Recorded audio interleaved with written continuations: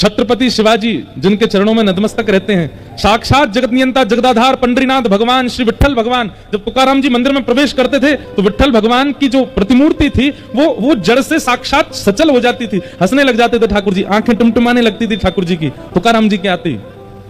तुकाराम जी जिस गली से निकल जाते थे लाखों की तादाद में लोग उनके घेरा में चलते थे, आगे पीछे हाथ पांव जोड़ते हुए चलते थे।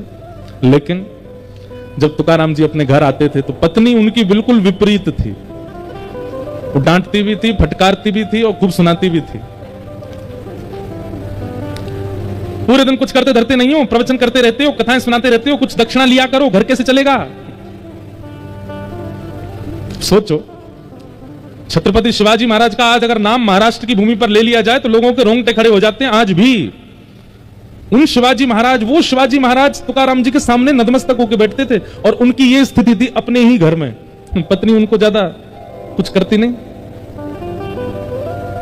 लो ये गन्ने, खूब सारे गन्ने दे दिए, इनको बेच के आओ और उससे जो पैसा मिलेगा लाके मुझको देना, घर चलाना आता नहीं है, बस पूरे दिन कथा का प्रवचन करते रहते हो, जाओ चलो। तुकाराम जी निकल गए गन्ने लेके। रास्ते में छोटे छोटे बच्चे, अब उस समय पर ये टॉफी तो होती नहीं थी, वो एक बुढ़िया के बाल खाते हैं बच्चे, गांव में आज भी घूमते हैं लोग, वो तो होते नहीं थे।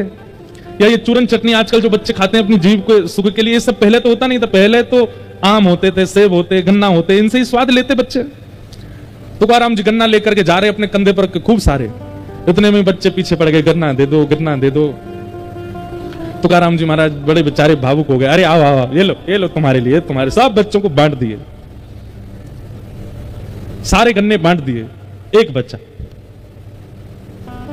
तुकाराम जी ने अपने ऐसे कंधे पर लटका लिया, दोनों हाथ टांग लिए उस पे, घर आ रहे थे। पत्नी इतनी खुश हो गई, ओहो सबरे गन्ने बेच के आए, खूब सारा पैसा लेके आए होंगे।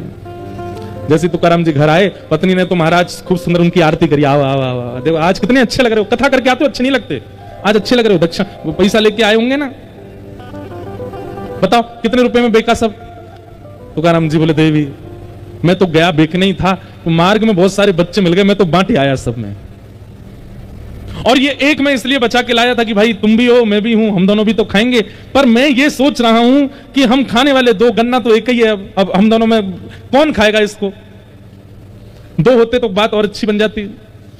पत्नी को आया गुस्सा, अपने दांत कटकटाने लगी, बोले रुक जाओ मैं बताती हूँ तुमको। बांट आए बच्चों में और गन्ना पकड़ करके एक दिया उनके कमर पे, सोई गन्ना टूट गया, दो हो गए। तुकाराम जी बोले, वाह वाह वाह, जय हो विट्ठल भगवान, आपने तो ऐसी बुद्धिमान पत्नी मुझको दी है, बताओ उसने दो कर दिए, ले एक तू खा एक मैं खाऊंगा। इतनी अनुकूलता में रहते थे, उनको पीड़ा का अनुभव होता ही नहीं था। आज का पति होता क्या करता?